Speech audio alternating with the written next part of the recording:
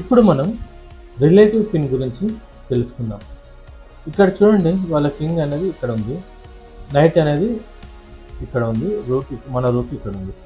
So ఇప్పుడు మనం ఈ స్టెప్ వేసాం అనుకోండి, F4 వేసాం, నైట్కి మనం చెక్ చేస్తున్నాం.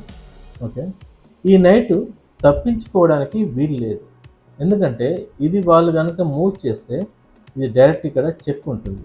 సో కాబట్టి మూవ్ చేయలేరు. సో ఖచ్చితంగా అతను కింగ్ని జరుపుకోవాలి.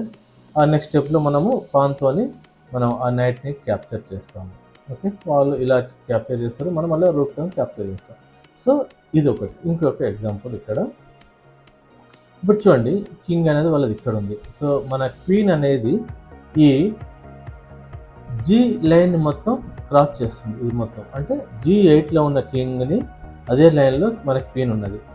సో ఇప్పుడు ఇక్కడ నైట్ ఉంది వాళ్ళది, మన బిషప్ అనేది బీటీలో ఉంది. సో మన బిషప్తోని ఇప్పుడు ఈ నైట్ని తిన్నామనుకోండి, వీళ్ళు ఈ పాన్తోని మళ్ళీ రీక్యాప్చర్ చేయలేరు, ఎందుకంటే ఈ క్వీన్ అనేది ఇక్కడ చెక్ చేస్తుంది.